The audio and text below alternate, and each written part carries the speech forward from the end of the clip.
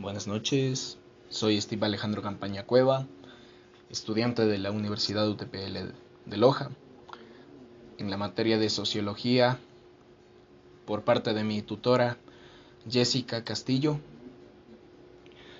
El tema que voy a hablar hoy es aspectos sociológicos de los hitos legislativos del Ecuador, leyes de manumisión de los esclavos y de manos muertas. Fue aprobada en 1852. Esta norma marcó un cambio profundo que no reconocía derechos a la ciudadanía, sino que por primera vez reconocía como personas libres a los esclavos, su condición humana y jurídica, contexto histórico. La propuesta de José María Urbina ideó un sistema considerado muy ingenioso para lograr la manumisión de los esclavos, evitando enfrentamientos violentos como los ocurridos en los Estados Unidos. Consistía en la creación de juntas protectoras de la libertad de los esclavos, encargadas de gestionar su liberación mediante la compra de su libertad a sus dueños, como fondos recaudados por impuesto aplicando a la pólvora. Antecedentes internacionales y nacionales. En 1815, el Congreso de Viena se condenó a la esclavitud y esto llevó a que Fernando VII en 1817 prohibiera la trata de los esclavos en España y América. Sin embargo, esto tuvo poco efecto por las guerras de independencia que ya estaban en marcha. En 1821, bajo la Gran Colombia, se aprobó una ley que otorgaba la libertad a los hijos de las esclavas, llamada libertad de los partos. Fomentaba la manumisión y prohibía el tráfico de esclavos. En Guayaquil surgió una propuesta impulsada por los propios esclavos: formar una caja de ahorro común. En cada esclavo aportaba parte de sus ingresos, como el objetivo de liberar a los más necesitados. Acciones en el Ecuador independiente. En 1830, la primera asamblea prohibió la importación de esclavos con excepciones de trabajo agrícola y mineros. En 1843 se emitió otra ley para frenar el comercio esclavista.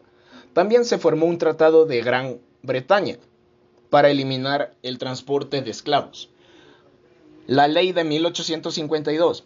Se aprobó formalmente la ley manumisión de los esclavos propuesta por Juan y Francisco Díez Aguirre. Esta ley asignaba fondos para liberar a los esclavos provenientes de impuestos, de la pólvora, herencias y sucesiones. Un impuesto especial por única vez a bienes raíces, profesiones e industrias. Aunque la mayoría de los propietarios aceptaron esta ley, algunos se aprovecharon de la falta de educación de los esclavos para seguir manteniéndolos en servidumbre hasta 1854. El Ecuador dio un paso significativo al reconocer su libertad como un derecho universal, rompiendo con siglos de esclavitud de forma gradual, legal y sin conflicto armado. Código del Trabajo.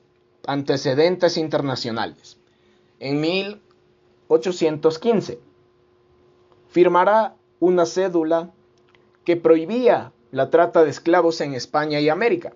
Sin embargo, en este momento América ya estaba inmersa en sus guerras de independencia, así que orden no tuvo mucho efecto.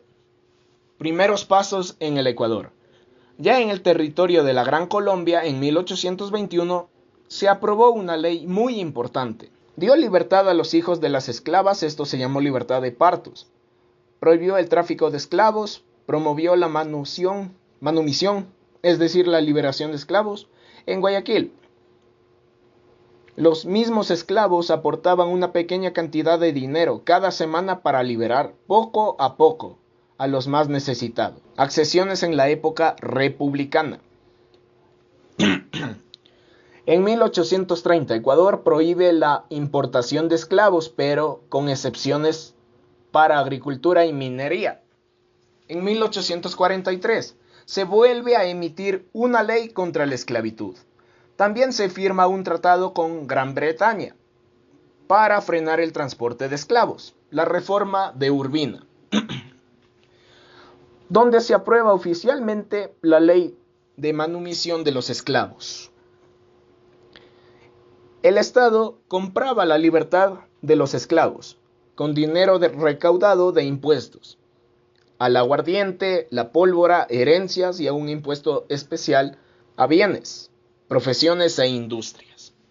Últimos obstáculos. Fue el primer gran paso de inclusión jurídica en Ecuador. Reconoció oficialmente que los esclavos eran personas libres con derechos. Se logró sin conflicto armado, a diferencia de otros países como Estados Unidos. Aspectos sociológicos de hitos legislativos en el Ecuador. Ley de creación del Seguro Social. En Ecuador fue un paso clave en el camino hacia una sociedad más inclusiva. La mayoría de la población no tenía acceso a salud ni a protección social en caso de enfermedad, vejez o accidentes. Se reconoció por primera vez el derecho a la previsión y al bienestar social que debía garantizar el Estado. Sin embargo, esta cobertura no fue universal desde el inicio. Hasta 1992, el seguro social se limitaba principalmente a los trabajadores urbanos en el sector público. Mientras tanto, entre los sectores indígenas, campesinos quedaron excluidos de beneficios, porque revela un problema de desigualdad estructural en el país. Este dato nos recuerda que las leyes no solo deben existir, sino que deben estar diseñadas para llegar a todos. Leyes de reforma agraria entre 1964 y 1973. Muchos trabajadores rurales eran exportados a través del sistema de concertaje, una forma semi-esclavitud, donde vivían y trabajaban en haciendas sin derechos ni libertad real. El reparto más equitativo de la tierra. El fin de los latifundios. La creación de pequeñas propiedades productivas. La colonización agraria, es decir, los campesinos llegaron a ocupar tierras en la región amazónica para incorporarlas en actividad agrícola. En 1973 se impulsó una nueva ley de reforma agraria que buscaba profundizar la equidad iniciada en 1964. Con el paso de los años, especialmente en los años 90, este proceso fue moderado con la aprobación de la Ley de Desarrollo Agrario, que ya no tenía el mismo enfoque redistributivo, aspecto sociológico común en ambas leyes. El intento de incluir a sectores históricamente excluidos, a quienes estaban fuera de salud y protección. La reforma agraria a los campesinos sin tierra ni derechos. La búsqueda de justicia social, el reconocimiento de los derechos colectivos, la necesidad de reducir la brecha entre ricos y pobres, entre el campo y la ciudad. Exclusión étnica y cultural. Durante siglos en el Ecuador se intentó ocultar lo indígena, todo lo indígena. Pero no fue hacia las personas, sino hacia su cultura, sus idiomas y tradiciones. Se profundizó durante la República y la época de la Gran Colombia. La identidad nacional tratando de parecerse al más europeos y ocultando todo lo relacionado con nuestros orígenes indígenas. En la censura del quichua y otras lenguas indígenas, se veía mal hablarlas. Se consideraban signos de atraso e incluso se evitaban en la vida cotidiana por vergüenza. La doctrina de la nacionalidad única. Impulsaron una idea de nación única con una cultura occidental dominante, que ignoraba la diversidad étnica y cultural del Ecuador real.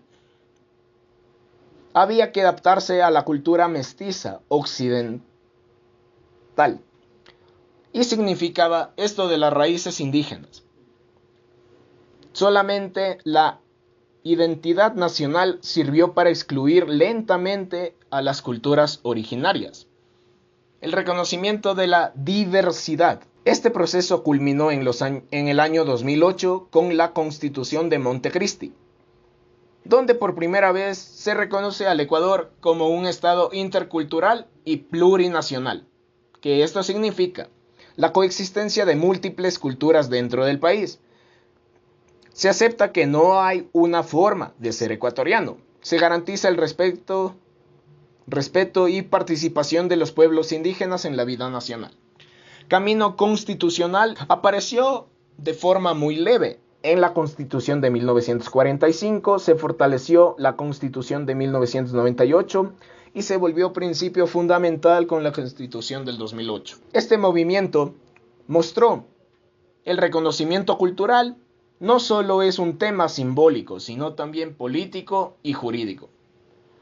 La legislación ecuatoriana ha sido clave en los procesos de inclusión social, económica y cultural, aunque también ha reflejado momentos de exclusión histórica. La ley no regula, también transforma. Cada avance legislativo en el Ecuador ha sido una propuesta de luchas sociales profundizadas por igualdad, dignidad y reconocimiento. Y aunque el camino ha sido lento, sigue siendo posible construir un país más justo e inclusivo a través del derecho. Gracias.